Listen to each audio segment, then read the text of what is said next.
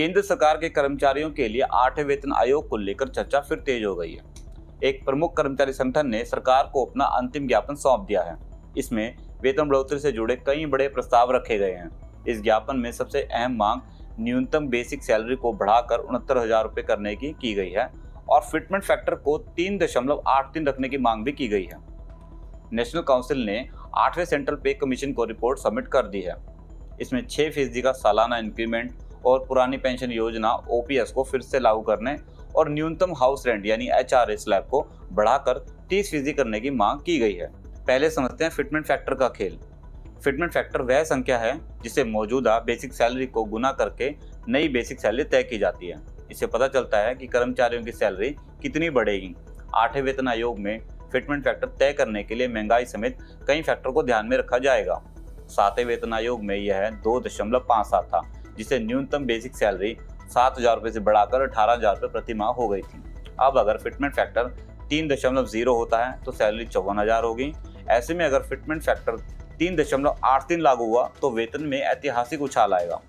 Fitment factor जितना ज़्यादा होगा वेतन वृद्धि भी उतनी ज़्यादा होगी और कर्मचारियों की बेसिक सैलरी के साथ साथ HRA, DA और अन्य भत्तों में भी वृद्धि होगी। इन मांगों के अलावा ड्राफ्ट समिति ने 8वें वेतन आयोग से अनुरोध किया है कि वह 7वें वेतन आयोग के 18 कर्मचारी स्तरों को मिलाकर 7 कर दें। पारिवारिक इकाइयों की संख्या 5 से बढ़ाकर 7 करें। 30 साल की सेवा में हर कर्मचारी के लिए कम से कम 5 प्रमोशन सुनिश्चित करें और हर 5 साल में पेंशन संशोधन करें। इसके अलावा भी कुछ अन्य अनुरोध किए गए हैं। ड्राफ्ट कमेटी चाहती है कि उसकी सभी मांगे 1 जनवरी 2026 से लागू की जाएं। ड्राफ्ट कमेटी के सदस्य के हवाले से कहा गया है कि 8वें वेतन आयोग में कम से कम 69,000 रुपये की बेसिक सैलरी की मांग सही है, क्योंकि परिवार को 3 यूनिट मानने का मौजूदा सिस्टम खत्म कर देना चाहिए और परिवार को 5 यूनिट माना जाना चाहिए। यह माता पिता के भरण पोषण और कल्याण से जुड़े कानूनी दायित्वों के अनुरूप है। 8वें वेतन आयोग के बीच केंद्रीय कर्मचारियों के लिए बच्चों की पढ़ाई के खर्च को लेकर भी एक बड़ी खबर सामने आई है। डाक विभाग ने सरकारी कर्मचारियों द्वारा बच्चों की शिक्षा भत्ते यानी चिल्ड्रन एजुकेशन अलाउंस के रिइंबर्समेंट दावों पर स्पष्टीकरण जारी किया है कि चिल्ड्रन एजुकेशन अलाउंस 2812 रुपये प्रति माह और हॉस्टल सब्सिडी 8,437 रुपये प्रति माह तय की गई है। इसमें हर बार 25% की बढ़ोतरी होगी और DA 50% होने पर इसमें ऑटोमेटिक इंक्रीमेंट होगा। खास बात यह है कि अब नर्सरी, LKG और UKG के लिए भी क्लेम मिलेगा।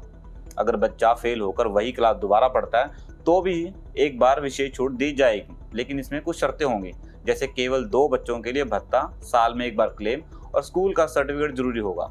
कुल मिलाकर 8वां वेतन आयोग सरकारी कर्मचारियों के लिए एक बड़ा गेम चेंजर साबित हो सकता है। सैलरी में भारी उछाल, DA और भत्तों में बढ़ोतरी और OPS की उम्मीद। 8वां वेतन आयोग 1 जनवरी 2026 से लागू होना प्रस्तावित है। हालांकि अंतिम फैसला सरकार की मंजूरी पर निर्भर होगा। अब सबकी नज़र सरकार के अंतिम फैसले पर है। ऐसे ही अपडेट्स के लिए दैनिक ट्रिब्यून के डिजिटल चैनल को सब्सक्राइब करें।